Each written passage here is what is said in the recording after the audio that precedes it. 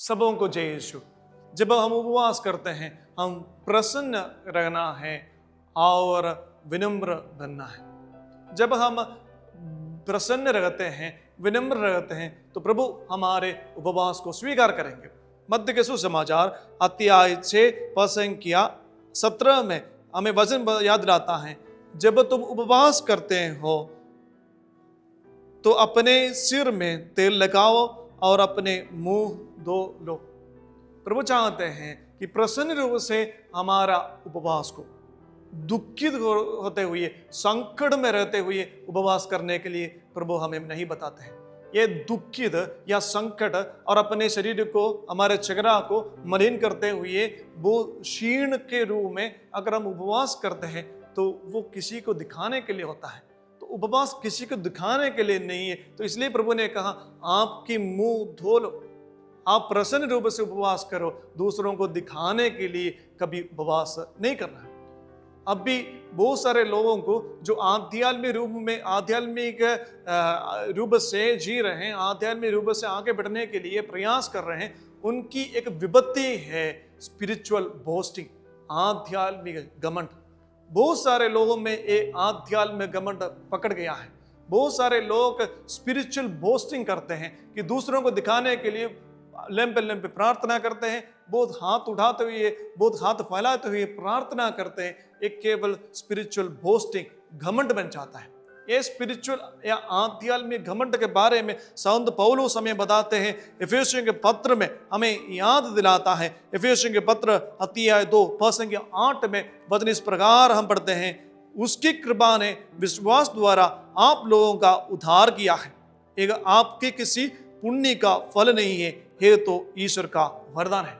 हमारे जीवन में जो भी है ईश्वर के वरदान है, उसमें हमें घमंड करने का कोई आवश्यक नहीं है। हमारे जीवन में हमें कोई भी किसी भी आध्यात्मिक रूप से कृपा मिलता है, वो हमारा नहीं है, प्रभु का है। तो जो गौरव करते हैं, प्रभु के नाम पर गौरव करने के लिए हमें बताते हैं। तो प्रिय भाई और बहनों, आध्यात्मिक घमंड हमारे लिए विपत्ति के कारण बन जाता है। बहुत सारे लोग इस आध्यात्मिक घमंड में गिर पड़े हैं, दूसरों को दिखाने के लिए, दूसरों के बीच में अपनी महिमा करने के लिए करते हैं। लेकिन हमारे उपवास ईश्वर देते हैं। हमारे उपवास ईश्वर की महिमा के लिए करने के लिए हम प्रयास करेंगे। तो प्रिय भाई और बहनों, इस उपवास काल में हम मनन कर रहे थे किस प्रकार हमारा उपवास होना है। हमारे उपवास प्रसन्न रूप से, हमारे उपवास दूसरों को दिखाने के लिए नहीं है, ईश्वर के लिए हम करना है। और ईश्वर से प्रतिफल प्राप्त हो जाने के लिए अपने शरीर को अनुशासन के रूप में, डिसिप्लिन के रूप में, प्रभु की कृपा आशीष मिलने के लिए एक तपस्या के रूप में अपने शरीर को नियंत्रण में रखने के लिए भी हम कोशिश करना है। नबी नेहमिया का ग्रंथ अध्याय 8 पद संख्या 10 में वचन में याद दिलाता है, उदास मत हो, प्रभु के आनंद में तुम्हारा बल है। उदास मत हो, प्रभु के आनंद में तुम्हारा बल है। हम जो भी कार्य करते हैं, प्रभु की बल हमें मिलेंगे। अगर अच्छी मन से, अच्छी हृदय से अगर हम कुछ भी करेंगे, प्रभु हमें बल देंगे। तो उदास मत हो जाओ, प्रभु है हमारा बल।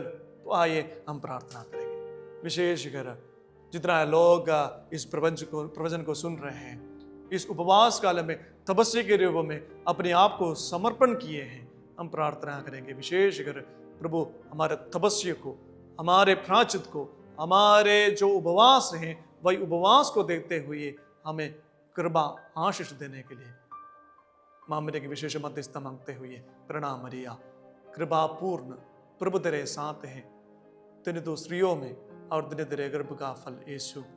हे संत मरिया, परमेश्वर की माँ, प्रार्थना कर हम पापियों के लिए और हमारे मरने के समय। आमीन। पिता, पुत्र और पवित्र आत्मा के नाम पर आमीन। सबों को जय यीशु।